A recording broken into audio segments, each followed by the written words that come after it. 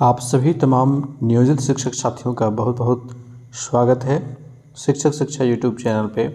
और आज के इस क्लास में हम लोग सक्षमता परीक्षा से संबंधित कुछ महत्वपूर्ण जानकारी को समझेंगे और साथ ही विज्ञान के ऑनलाइन सैंपल प्रश्न को देखेंगे। और सबसे ज़रूरी जो चीज़ आप लोगों को समझने की बात है वो है कि आपका ऑनलाइन का इंटरफेस किस प्रकार का रहेगा, कहाँ पे कौन से बटन के फंक्शन कैसे काम करेंगे, इन सारी चीज़ों को समझना है। तो हमारे चैनल से जुड़ने के लिए आपको हमारे चैनल के लिंक और साथ ही व्हाट्सएप एवं टेलीग्राम चैनल के लिंक आपको हमारे डिस्क्रिप्शन बॉक्स में मिल जाएंगे।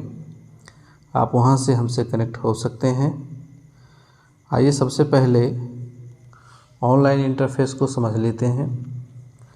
और जैसा कि आप यहां पर देख पा रहे हैं, यह एक सैंपल ऑनलाइन इंटरफेस लिया गया है और यह आपके सीटेट के मॉक टेस्ट का स्क्रीनशॉट है।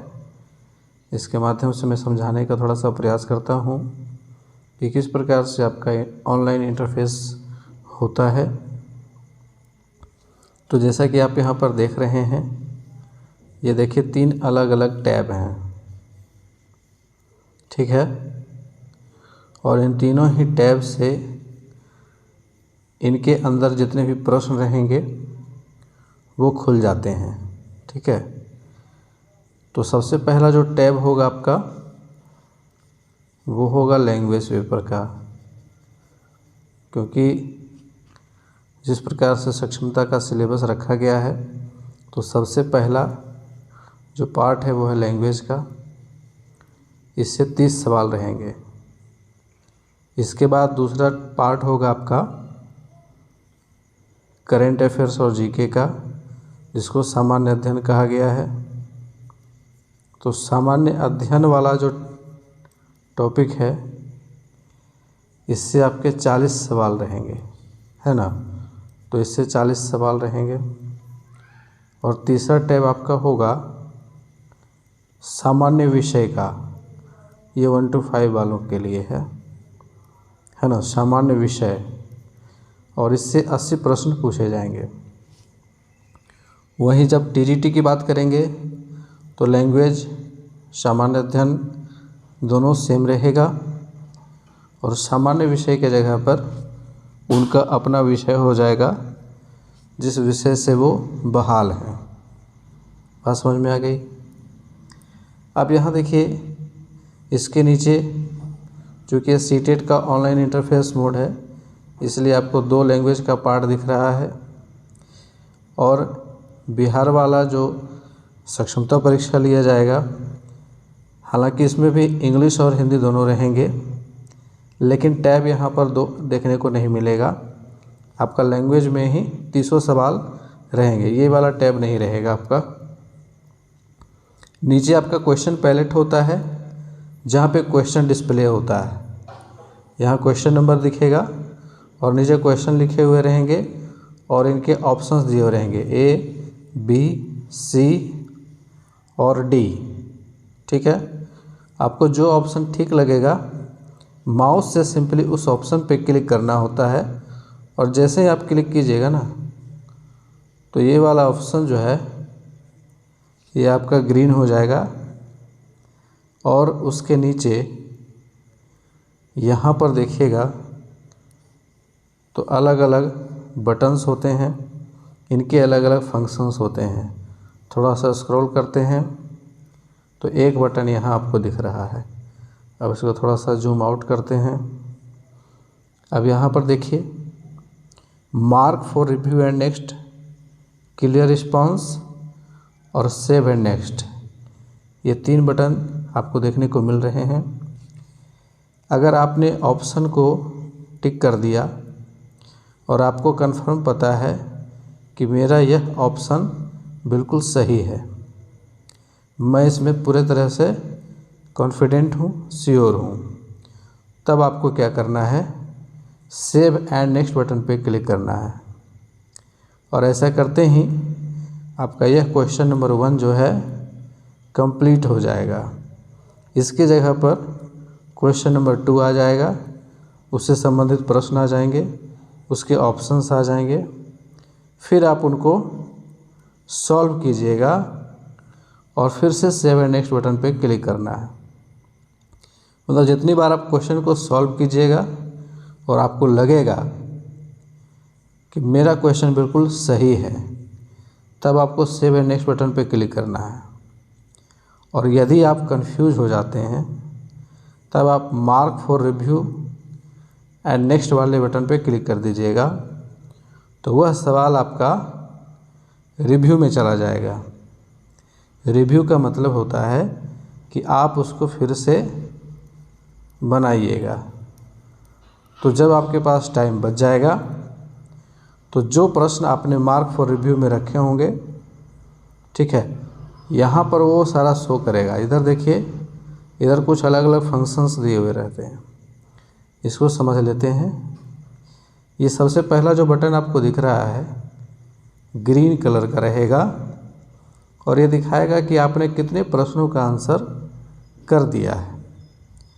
अगर मान लिया कि 30 आपके लैंग्वेज के सवाल हैं, उनमें से 24 आपने सॉल्व किए हैं, तो यहाँ पर डिस्प्ले होगा 24, नॉट आंसर्ड में होगा 6, ठीक है।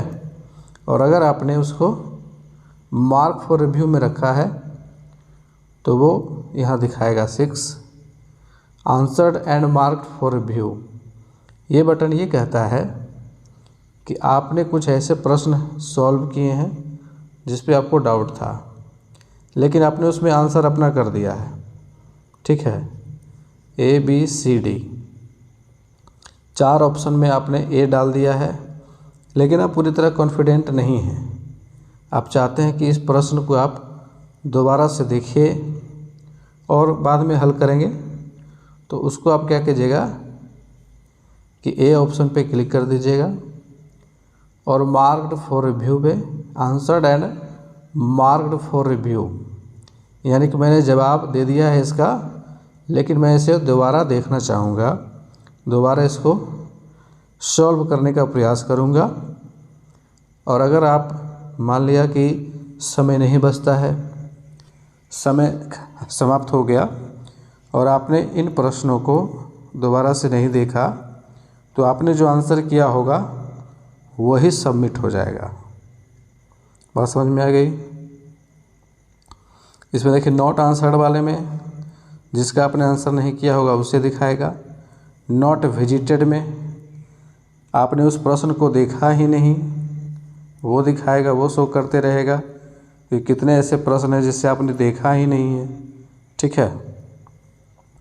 और इसके नीचे क्वेश्चन नंबर्स के पैलेट रहेंगे, जिसके थ्रू आप किसी भी टाइम पे किसी भी पार्टिकुलर क्वेश्चन के ऊपर जा सकते हैं। अगर आप क्वेश्चन नंबर 8 देखना चाहते हैं तो यहाँ पे 8 पे क्लिक करिएगा, तो यहाँ पे आपको क्वेश्चन नंबर 8 शो करेगा, ठीक है। और इसमें एक सबसे बड़ी जो सुविधा है वो ये है कि अगर आप गलत ऑप्शन पे टिक कर देते हैं भूलवश, तो आप इसको बदल सकते हैं।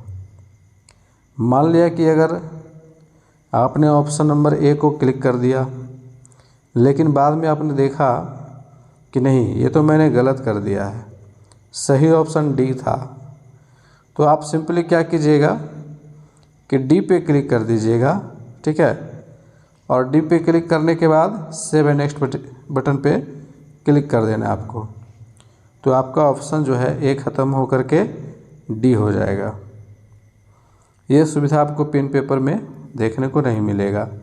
और जैसा कि मैंने पहले भी क्लासेस में बताया आप लोगों को कि ऑनलाइन एग्जामिनेशन में कुछ बेनिफिट भी मिलते हैं।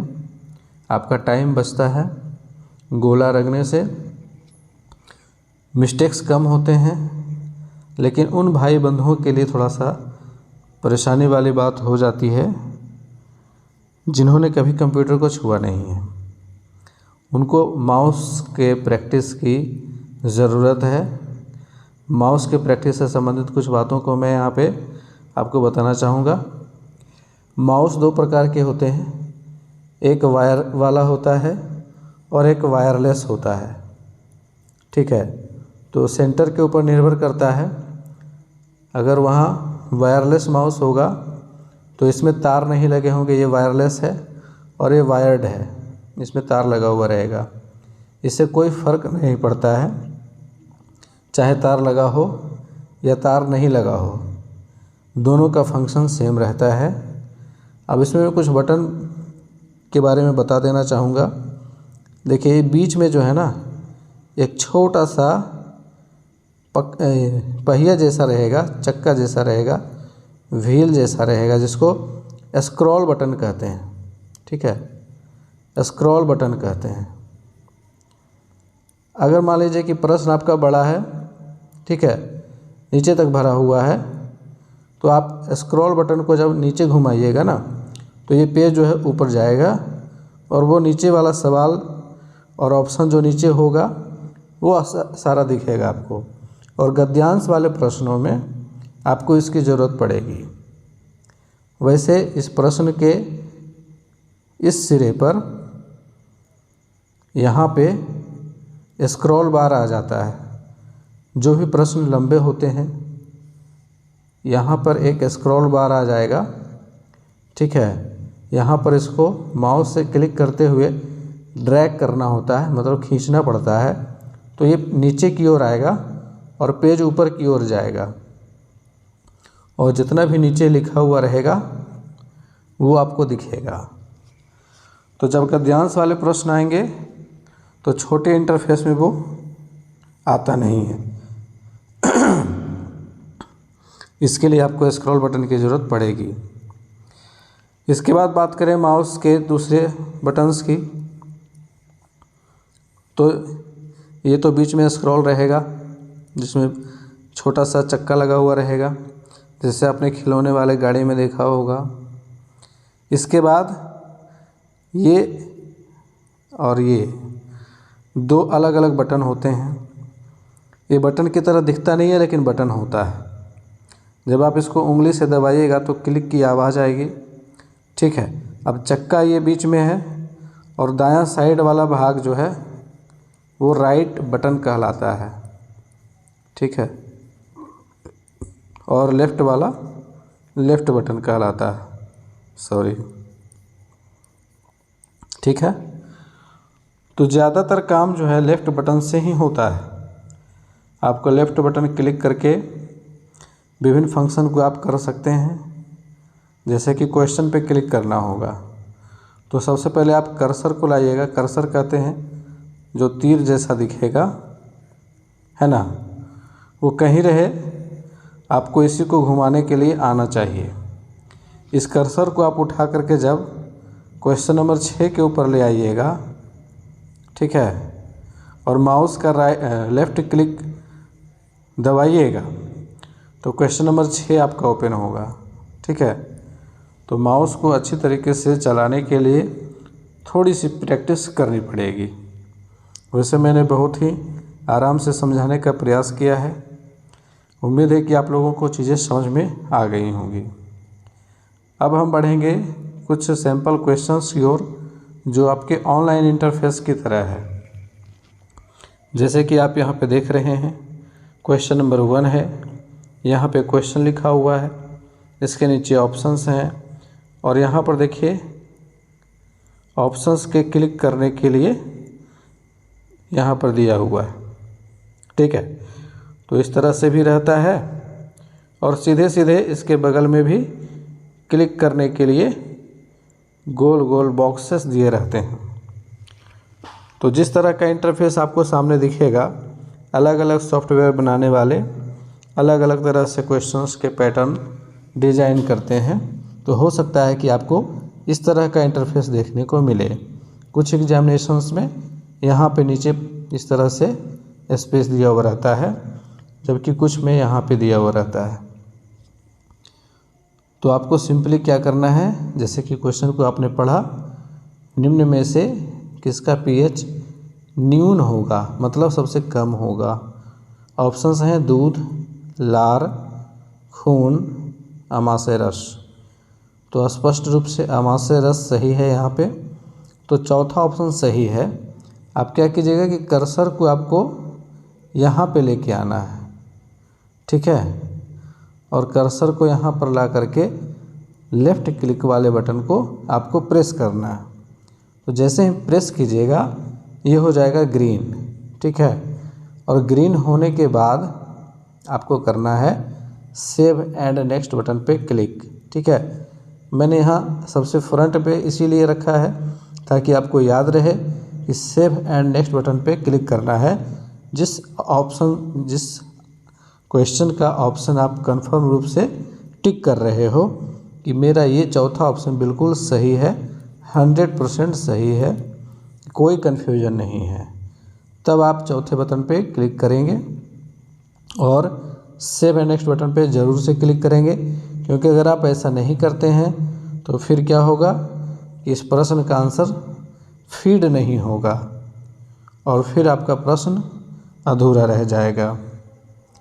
क्लियर बटन पे जब आप क्लिक करते हैं तो जो ऑप्शन आपने टिक किया है वो सारे डिलीट हो जाते हैं।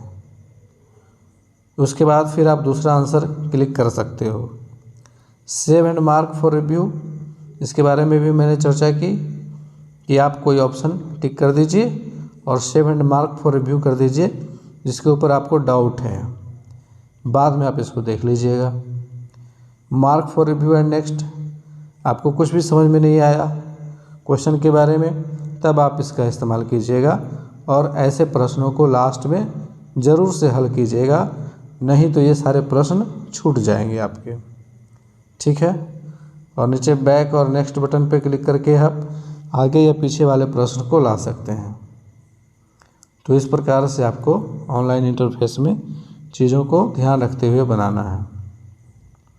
एक चीज़ और है कि टाइमिंग जो है आपका वो चलता रहेगा। जैसे ही आपका एग्जामिनेशन स्टार्ट होता है तो टाइमिंग आपका चलते रहेगा और जैसे ही आपका टाइम कंप्लीट हो जाएगा तो आपने जितना भी सॉल्व किया है वो ऑटोमेटिक सबमिट हो जाएगा, ठीक है। आपको सबमिट बटन को प्रेस करने की ज़रूरत नहीं पड़ेगी, ठीक है। और आप भूल से भी जब तक आपका सारा प्रश्न कंप्लीट नहीं होता है इससे पहले आप सबमिट बटन को प्रेस नहीं करेंगे, क्योंकि अगर आप ऐसा कर देते हैं तो क्या होगा कि आपने जितने प्रश्नों को बनाया है वहीं पे एग्ज़ाम आपका समाप्त हो जाएगा। वैसा ऐसे हाईलाइट रहता नहीं है ये जब तक आपका टाइम ओवर नहीं होता है, ठीक है। तो सबमिट बटन के बारे में इतनी सावधानी देखनी है। अगला प्रश्न आ चुका है हमारे सामने, इस पे भी ध्यान देते हैं। न्यूटन का प्रथम गति नियम किसकी संकल्पना देता है? ऊर्जा की, कार्य की, संवेग की या फिर जड़त्व की? तो हमारा ऑप्शन यहाँ पे एक बार फिर से चौथा सही है। न्यूटन का प्रथम गति नियम जड़त्व की संकल्पना देता है। यह बताता है कि यदि कोई वस्तु गति अवस्था में है तो वह गति अवस्था में ही रहना चाहती है और यदि कोई वस्तु विराम अवस्था में है तो वह विराम अवस्था में ही रहना चाहती है, ठीक है।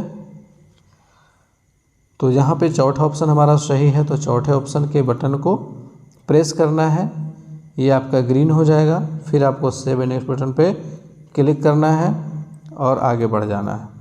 वो अगला प्रश्न खुद ब खुद खुल के आ जाएगा। यहाँ पे आ गया है ध्वनि का तारत्व किस पर निर्भर करता है? देखिए ध्वनि का तारत्व जो है वह आवृत्ति पर निर्भर करता है।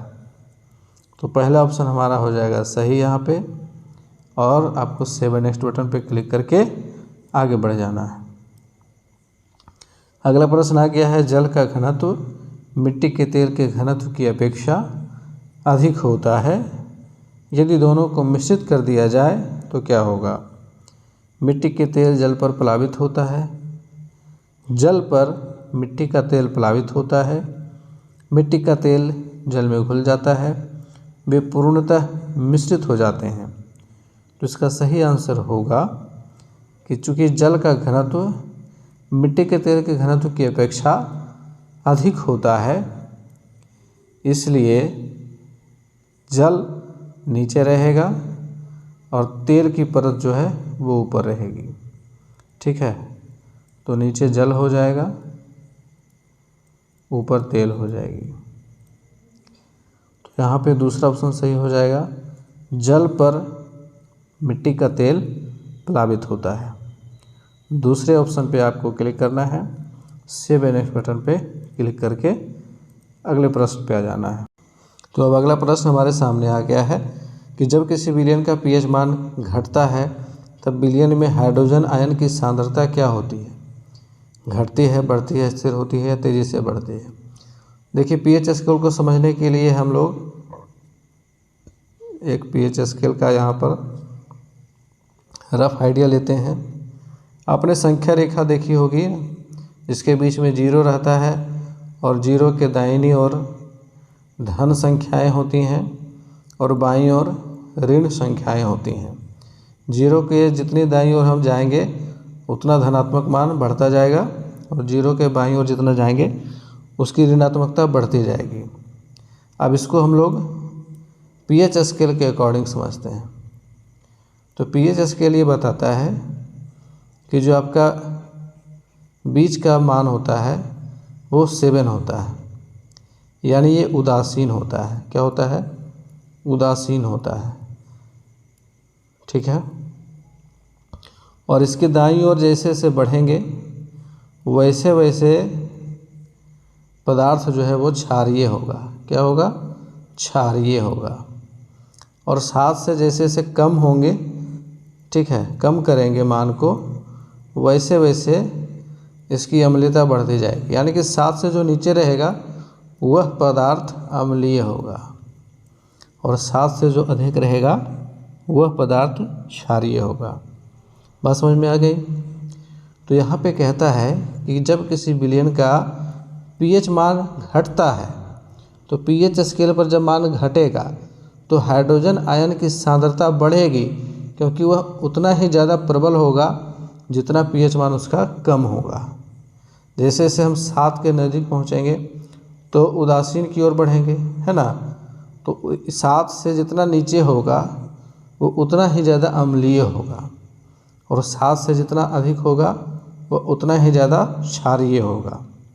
ठीक है, आपको पता है कि 7 किसका मान होता है? कौन से ऐसा पदार्थ है जिसका 7 मान होता है? आप लोग कमेंट बॉक्स में इसका आंसर कमेंट कीजिएगा। अगला प्रश्न है, शुद्ध जल का पीएच मान 25 डिग्री सेल्सियस पर निम्न में किसके करीब होगा?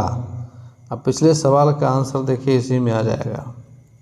पीएच स्केल पर जो 7 मान है यह शुद्ध जल का ही होता है। तो यहाँ पे दूसरा ऑप्शन हमारा सही है। अगला प्रश्न है, वाहन चालन हेतु पार्श्व दृश्य दर्पण कौन सा होता है? वाहन चालन जैसे कि आपने बाइक में देखी होगी, एक शीशा लगा हुआ रहता है ना।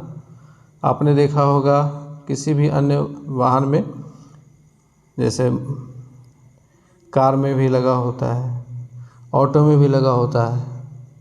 तो ये जो शीशा इस तरह से लगा होता है ये कौन सा दर्पण होता है? साधारण, अवतल, उत्तल, प्रतिलोमित। तो इसका सही आंसर है ऑप्शन नंबर 3, उत्तल दर्पण होता है। और ये ऐसा इसीलिए होता है क्योंकि इस दर्पण में काल्पनिक प्रतिबिंब बनते हैं, वस्तु से छोटे आकार के प्रतिबिंब बनते हैं और इसका दृश्य क्षेत्र व्यापक होता है। तो पीछे सड़क पर जो भी बड़ी बड़ी गाड़ियां आ रही हैं उनका प्रतिबिंब इसके अंदर बन जाता है। और जो बाइक चलाने वाला या कोई भी वाहन चलाने वाला जो व्यक्ति है, ड्राइवर है, उसको पता चल जाता है कि उसके पीछे कौन सी गाड़ी आ रही है। चलिए अगला सवाल है, प्रत्यावर्ती धारा को दिष्ट धारा में किसके द्वारा बदला जाता है? प्रत्यावर्ती धारा कहते हैं एसी करंट को, अल्टरनेटिव करंट, और दिष्ट धारा कहते हैं डायरेक्ट करंट को, यानी कि दिष्ट धारा, डायरेक्ट करंट। तो यह जो इसका सही आंसर होगा वो हो जाएगा ऑप्शन नंबर 2, दिष्टकारी या रेक्टिफायर। इसको इंग्लिश में रेक्टिफायर कहते हैं, हिंदी में दिष्टकारी कहते हैं। दूसरे ऑप्शन पे आपको क्लिक करना है, सेव एंड नेक्स्ट बटन पे क्लिक करना है। अगला सवाल आपके सामने इनमें से कौन कोशिका के केंद्रक में पाया जाता है? क्रोमोसोम, लाइसोसोम, राइबोसोम या फिर चौथा ऑप्शन? तो इसका सही आंसर क्या हो जाएगा? Option number 1 chromosome. अगला सवाल है, अम्ल वर्षा वायु में किसके अधिक सांद्रण के कारण होती है? अम्ल वर्षा, एसिड रेन, आपने सुना होगा, पढ़ा होगा किताबों में, बच्चों को पढ़ाया होगा। ये ताजमहल का रंग पीला पड़ता जा रहा है, क्यों? क्योंकि वहाँ आगरे में ऐसी कई फैक्ट्रियाँ हैं जो हानिकारक रसायनों का उत्सर्जन करती हैं और उनकी वजह से बादलों में हानिकारक अम्ल बनते हैं और उन अम्लों के धरती पर वर्षा के साथ गिरने से ताजमहल का रंग जो है पीला पड़ता जा रहा है। वे कौन से गैस हैं? यहाँ पे इसका आंसर देना है। तो वे हैं ऑप्शन नंबर 2 में SO2 और NO2। SO2 जो है वो आपका सल्फ्यूरिक अम्ल बनाता है, NO2 जो है वो आपका नाइट्रिक अम्ल बनाता है और ये दोनों ही एसिड रेन के रूप में गिर करके धरती पर कई प्रकार की हानियों को उत्पन्न करते हैं। तो यहाँ पे हमारा दूसरा ऑप्शन सही है, दूसरे ऑप्शन पे टिक करके आपको आगे बढ़ना है। तो हमारा अगला प्रश्न यहाँ पे आ चुका है, एंजाइम क्या होते हैं? एंजाइम्स ऑप्शंस आपके हैं कार्बोहाइड्रेट, वसा, प्रोटीन और लिपिड। तो इसका सही आंसर हो जाएगा ऑप्शन नंबर 3, एंजाइम्स प्रोटीन होते हैं। तो तीसरे ऑप्शन पे आपको क्लिक करना है, सेव नेक्स्ट बटन पे क्लिक करना है और अगला प्रश्न आपके सामने आ जाएगा। निम्न में से कौन एक लौह अयस्क है? लोहे के कुछ अयस्क होते हैं, तो इन 4 विकल्प में से कौन सा लोहे के अयस्क के रूप में जाना जाता है? पहला option hematite, bauxite, dolomite, cinnabar. तो देखिए हेमेटाइट लोहे का अयस्क है, यह एक लौह अयस्क है। बॉक्साइट अभ्रक का अयस्क है, बॉक्साइट एल्यूमिनियम का अयस्क है और डोलोमाइट आपका ये अभ्रक का अयस्क है और सिनेबार पारा का अयस्क है। ठीक है, तो इस चीज़ को ध्यान में रखेंगे। पहला ऑप्शन यहाँ पे सही है हमारा, तो पहले ऑप्शन पे आपको क्लिक करना है, सेव नेक्स्ट बटन पे क्लिक करना है, आगे बढ़ जाना है। बादल किसका कोलाइडी परिक्षेपण है? तो देखिए बादल एक कोलाइडी परिक्षेपण होता है, किसका है? तो जल के परिक्षेपण माध्यम में वायु का, या फिर दूसरा विकल्प जल के परिक्षेपण माध्यम में कोहरे का, वायु के परिक्षेपण माध्यम में कुहासे का, या फिर वायु के परिक्षेपण माध्यम में जल बिंदु का। तो यहाँ पर चौथा ऑप्शन ही सही है, वायु के परिक्षेपण माध्यम में जल बिंदु का ये कोलाइडी परिक्षेपण बादल होता है। चौथा विकल्प हमारा यहाँ पे सही है। अगला प्रश्न आ चुका है, जब एक ठोस पिंड को पानी में डुबोया जाता है तो उसके भार में कमी आ जाती है। यह कमी होती है विस्थापित पानी के भार के बराबर होती है, विस्थापित पानी के भार से कम होती है, विस्थापित पानी के भार से अधिक होती है, या फिर विस्थापित पानी के भार से संबंधित नहीं होती है। यह प्रश्न आपका जो है ये आर्किमिडीज के सिद्धांत के ऊपर आधारित है। आर्किमिडीज का सिद्धांत क्लास 8 के साइंस बुक में ये आपको मिल जाता है। यहाँ पे सवाल कहता है कि जब ठोस पिंड को पानी में डुबोया जाता है तो उसके भार में आभासी कमी आ जाती है और यह कमी जो है उस वस्तु के द्वारा विस्थापित पानी के भार के बराबर होती है। पहला विकल्प ही यहाँ पे सही है। ठीक है, आर्किमिडीज ने यह सिद्धांत दिया था, इसीलिए इसको आर्किमिडीज का सिद्धांत कहते हैं। पहला विकल्प हमारा सही है। यहाँ पर आप नोट पॉइंट में देख सकते हैं, यह सिद्धांत आर्किमिडीज के सिद्धांत पर आधारित है और आर्किमिडीज का सिद्धांत यह कहता है कि जब किसी वस्तु को किसी द्रव में पूर्णतः या अंशतः डुबाया जाता है, मतलब पूरी तरह से डुबाया जाए या फिर थोड़ा डुबाया जाए, तो उसके भार में आभासी कमी आ जाती है और यह कमी वस्तु के द्वारा विस्थापित द्रव के भार के बराबर होती है। मतलब जैसे एक बीकर ले लेते हैं और इस बीकर को पूरी तरह से पानी से भर देते हैं और इसमें जब किसी वस्तु को, ठोस वस्तु को डुबोया जाता है, तो अब जैसे ही ये पानी में जाएगा तो पानी का कुछ भाग इस बीकर से बाहर निकलेगा ठीक है। और इसको एक बड़े से थाल में रख लिया जाए ताकि जो भी पानी इससे निकले उसे इकट्ठा कर लिया जाए। और जब इस पानी का वजन किया जाएगा तो इस वस्तु के बराबर उसका भार होता है। यही आर्किमिडीज का सिद्धांत कहता है। ठीक है, सॉरी मैंने यहाँ पे कह दिया आपको कि वस्तु के वजन के बराबर नहीं होता है, बल्कि इस वस्तु के भार में जो कमी आती है, ठीक है, तो उस कमी के बराबर वो जल का भार होता है। ठीक है, इस चीज़ को ध्यान में रखेंगे, वस्तु के भार के बराबर नहीं होगा। चलिए अगला प्रश्न हमारे सामने है, निम्न में कौन एक खरीफ फसलों का युग्म है। अब देखिए फसलों से संबंधित प्रश्न देखने को मिलते हैं एग्जामिनेशन में। तो 3 मुख्य प्रकार के फसल हैं, मौसम के आधार पर खरीफ है, रबी है और एक जायद है। ठीक है, ये मौसम के आधार पर है। खरीफ वर्षा ऋतु की फसलें होती हैं, रबी शीत ऋतु की फसलें होती हैं, जबकि जायद ग्रीष्मकालीन फसल होते हैं। तो खरीफ फसलों में धान, गन्ना, मक्का इत्यादि आ जाते हैं। रबी में आपके गेहूँ, चना, सरसों, आलू इत्यादि आते हैं। जबकि जायद में बहुत सारे फल हैं जैसे तरबूज, खीरा, ककड़ी, ये सब जायद के अंतर्गत आते हैं। तो यहाँ पर हमारा ऑप्शन है दूसरा, गन्ना एवं मक्का, जो कि खरीफ फसलों का युग्म है। पहला में धान के साथ गेहूं लगा दिया गया, तो गेहूं चूँकि रबी फसल है तो ये सही यहाँ पे नहीं होगा। आलू एवं चना में देखिए क्या है, ये दोनों ही रबी फसल हैं। सरसों तथा अलसी ये भी आपके रबी फसल हैं, तो यहाँ पे दूसरा विकल्प हमारा सही है। अगला प्रश्न यहाँ पर देखिए खरीफ फसलों के कुछ चित्र भी दिए हुए हैं, आप इसका स्क्रीनशॉट लेके रख सकते हैं।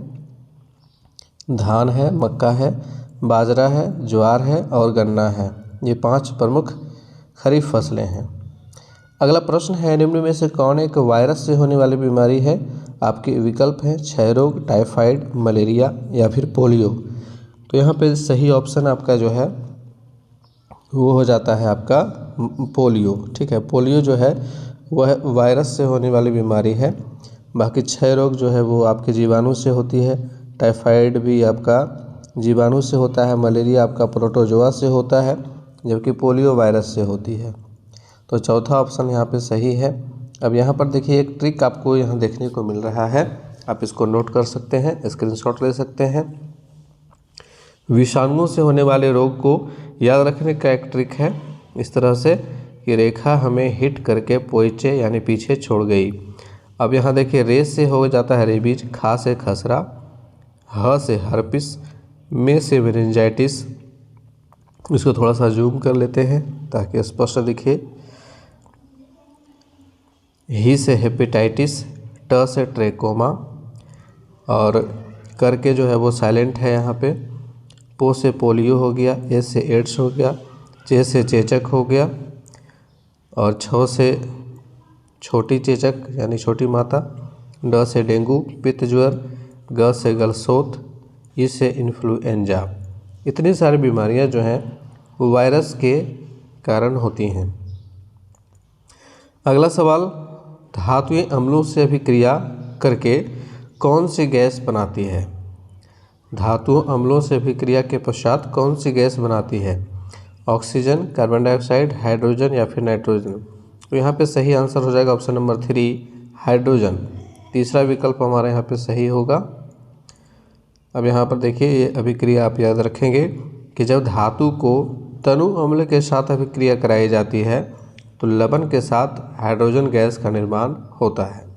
यहाँ पर एक एग्जाम्पल है, सोडियम का जब अभिक्रिया हाइड्रोक्लोराइड अम्ल से कराया जाता है तो सोडियम क्लोराइड जो कि लवण है और प्लस हाइड्रोजन गैस का निष्कर्षण होता है।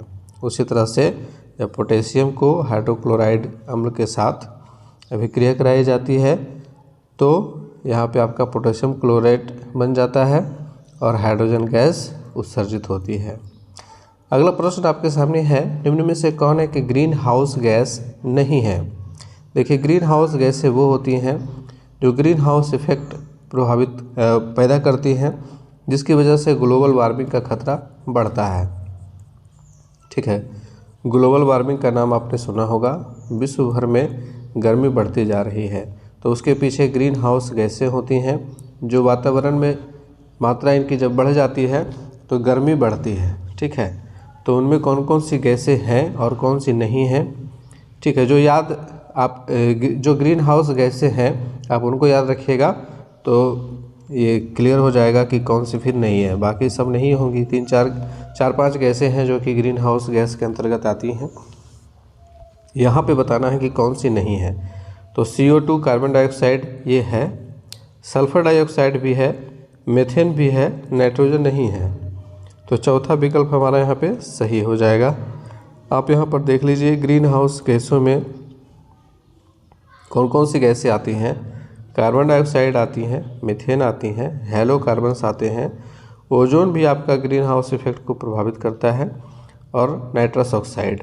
ठीक है, इसके अलावा जलवाष्प की मात्रा अगर बढ़ जाती है तो वह भी ग्रीन हाउस इफेक्ट पैदा करता है। अगला सवाल है सबसे अधिक सक्रिय धातु कौन सी है। तो धातुओं की सक्रियता के क्रम में जो आपने पढ़ा होगा या देखा होगा, क्लास 10th के बुक में आपको मिल जाता है। इस तरह का एक पिक्चर रहेगा जिसमें ऊपर सबसे अधिक अभिक्रियाशील धातुएं रहेंगी। ठीक है, और जैसे जैसे नीचे आते हैं तो कम अभिक्रियाशील धातुएं आती हैं। तो सबसे नीचे किस स्थान पर कौन है? सोना है। सोना सबसे कम अभिक्रियाशील होती है और सबसे अधिक अभिक्रियाशील होता है पोटेशियम। ठीक है, तो इस चीज़ को ध्यान में रखेंगे। पोटेशियम यहाँ पे पहला ऑप्शन हमारा सही है। अगला प्रश्न है मास्टर ग्रंथि कहलाती है। मास्टर ग्रंथि किसे कहते हैं? हमारे शरीर में बहुत सारी ग्रंथियाँ हैं जिनके द्वारा हार्मोन का स्राव होता है और इन हार्मोनों का अलग अलग प्रभाव हमारे शरीर के ऊपर पड़ता है। तो मास्टर ग्रंथि इनमें से कौन सी है? पिट्यूटरी, एड्रेनलिन, थायराइड या फिर टेस्टोस्टेरोन? तो इसमें सही ऑप्शन पहला है, पिट्यूटरी ग्रंथि, जिसको मास्टर ग्रंथि कहते हैं। पहला विकल्प हमारा यहाँ पे सही है। ठीक है, और ये देखिए पिट्यूटरी ग्लैंड इस प्रकार से हमारे मस्तिष्क के अग्रभाग में पाई जाती है। ठीक है, तो उम्मीद है कि आज के इस क्लास में आप लोगों को बहुत कुछ समझने का मौका मिला होगा और जो ज़रूरी बातें थी मैंने आप लोगों को ऑनलाइन इंटरफेस के संबंध में मैंने भरसक समझाने का प्रयास किया। अगर आपके मन में और भी कुछ सवाल इससे रिलेटेड हैं तो आप कमेंट करके ज़रूर पूछिएगा। बाकी मिलते हैं फिर से नेक्स्ट क्लास में, तब तक के लिए गुड बाय, टेक केयर।